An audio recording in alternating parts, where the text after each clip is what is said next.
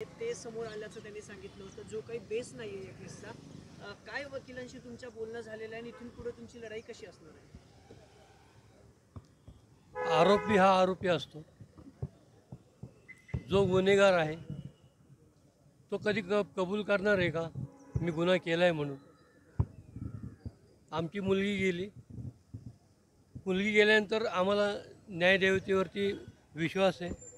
Police त्यांचा योग्य पद्धतीने तपास करतायत. पोलीस त्याचा तपास करून निर्णय घेतील. आणि ते जे आरोप करतायत ह्यात काही तथ्य नाही आहे. हे आता आमच्या मुलीवरती जे शिंतोडे उडवतात याचा मी जाहीर निषेध करतो या फॅमिलीचा. हे योग्य नाही आहे.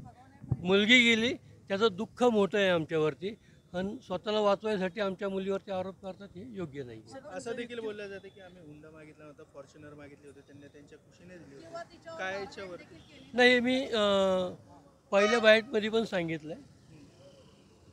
मी साक्षीदार आहे स्वतः.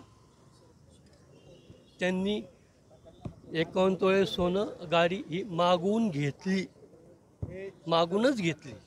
सर, पण त्यांचं म्हणणं असं होतं की वकिलांचं की 40 लाखाची फॉर्च्युनर घेऊन आम्हाला करायचं काय, 5 कोटीच्या गाड्या आमच्याकडे. कुठली 5 कोटीची गाडी आहे त्यांच्याकडे? या कुठली त्यांच्याकडे 5 कोटीची कुठली गाडी नाही आहे.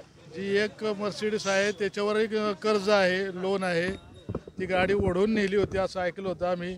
त्यावेळेला आमच्या भावाने मदत करून ती गाडी ती पुन्हा आणलेली आहे. त्यामुळे त्यांच्याकडे कुठल्या अशा 5 कोटीच्या वगैरे गाड्या आमच्या माहितीने नाहीत. तुम्ही चुलते आहात वैष्णवीचे. जे वैष्णवीविषयी जे बोललं गेलं कोर्टात, तुम्ही स्वतः कोर्टात होतात, काय तुमची पुढची लढाई असणार आहे? नाही, याला पोलीस यंत्रणा चालू आहे. पोलीस त्याचा योग्य तपास करतील. या न्यायदेवतेवर आमचा विश्वास आहे. त्यांनी किती चिंतोडे उडवले तरी त्याचा काही उपयोग होईल असं मला वाटत नाही. सक्षम आहे असं वाटतं का तुम्हाला? वकील सक्षम आहेत ते असं वाटतं का तुम्हाला तुमच्या प्रकरणात? आमचे वकील आमच्या याच्यात सक्षम आहेत. त्यांनी जे सांगितलं त्यांच्या वकिलांनी की अशा प्रकारचे चॅटिंग जे आहेत ते सापडलेले होते आणि हे सगळं कसपटे कुटुंबाला देखील सांगितलेलं होतं. त्या कुटुंबाने देखील याबद्दल वैष्णवीला समजवलं होतं. तिचे मोबाईल काढून घेतलेले होते. अजिबात असा काही प्रकार झालेला नाही. तिचा मोबाईल कधी काढलेला नाही. त्यांनी काढून घेतला असलं तर आम्हाला माहीत नाही.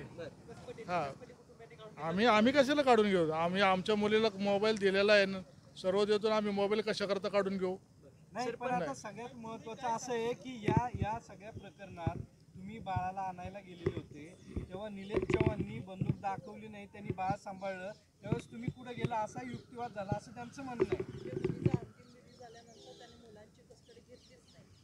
अहो, आम्हाला यांना फोनही आला होता की तुमची मुलगी घेऊन जा. का हो मुलगा?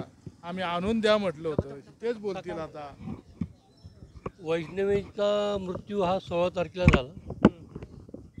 17 तारखेला 7:30 वाजता सकाळी करिश्मा हगवलेंना मी स्वतः फोन केला. तुम्हाला कुठं काय ते त्याचं रेकॉर्डिंग मिळत असेल तर बघा.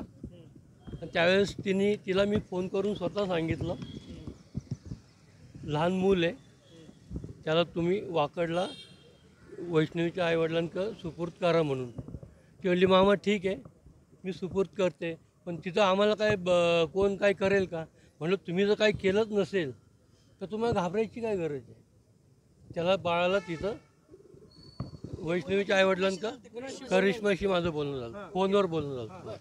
मग काय केलं? मग पुढं ते म्हणतात की मग तुम्ही त्या बाळाला का घेतलं? त्यांनी आणून दिलं तर आम्ही घेतलंच असतं.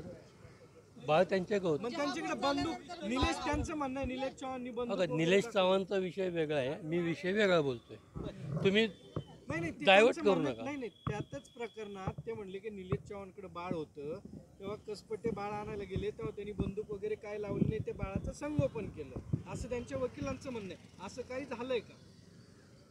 नाही, त्याने आम्ही त्याच्या बाळ आणायला आम्ही नव्हतो गेलो. ऐका ना, आम्ही नव्हतो गेलो. राजेंद्र हगवणे यांचे थोरले बंधू जयप्रकाश हगवणे, त्यांची मुलगी काय तिचं मारणे, ह्या दोघांनी फोन करून आम्हाला सांगितलं मुलगा रडतंय, तुम्ही त्याला घेऊन जा. म्हणजे तुम्ही माझ्या घरी या. मग आम्ही त्यांच्या घरी गेलो, हगवण्यांच्या, जयप्रकाश हगवण्यांच्या घरी आम्ही गेलो. मग त्यांनी आम्हाला त्या व्यक्तीच्या घरी नेलं, निलेश चव्हाणच्या घरी नेलं. त्यांना म्हणलं तुम्ही आम्हाला आणलं आहे तिथं तर तुम्हीच बाळ आम्हाला घेऊन द्या. त्यांच्या वकिलांचं म्हणणं आहे की ते हगवणे जे आहेत ते पैसेवाले होते.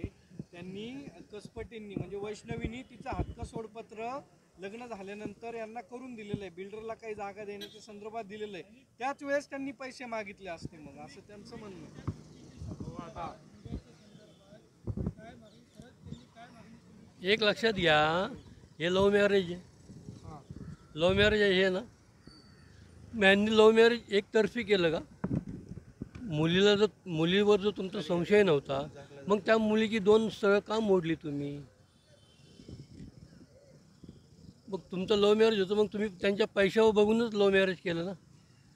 एकतर्फी त्या मुलीचं एकतर्फी प्रेम होतं, यांचं प्रेम नव्हतं, यांचं प्रेम सगळं पैशावर होतं. पण सर मेन मुद्दा असा आहे ना की चारित्र्यावर संशय घेतला गेला, हे चुकीचं आहे. अहो स्वतःला वाचवण्यासाठी ते करणार. नाही थांबा, हे तुम्ही बोलताय काय नेमकं हे सगळं झालं होतं? किती हक्क सोड केलं होतं वगैरे वगैरे.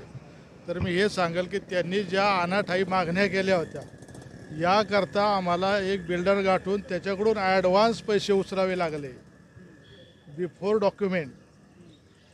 डॉक्युमेंट आम्ही त्यांच्याकडून पैसे उचलले आणि मग त्याच्याकरता आम्हाला आमची जमीन त्याला लिहून द्यावी लागली. यांनी ज्या अनाठाई मागण्या केल्या होत्या 51 तोळे आणि फॉर्च्युनर गाडी जी 50 लाखाची होती, एवढी आमची ऐपत त्यावेळेला नव्हती. त्यावेळेला आम्ही ॲडव्हान्स पैसे त्या बिचाऱ्याकडून उचलले आणि त्याला म्हणलं तुला आम्ही नंतर जमीन तुला जेवीसाठी देईल. आणि ऑन डॉक्युमेंट तसंच आहे, आम्ही ॲडव्हान्स त्याच्याकडून पैसे घेतले आणि मग आम्ही सर्व चुलत्यांनी मिळून मुलीच्या लग्नासाठी नंतर त्याला डॉक्युमेंट करून दिलेलं आहे. त्यावेळेला यांनी पैसे घेतले नव्हते, अगोदरच पैसे घ्यायला.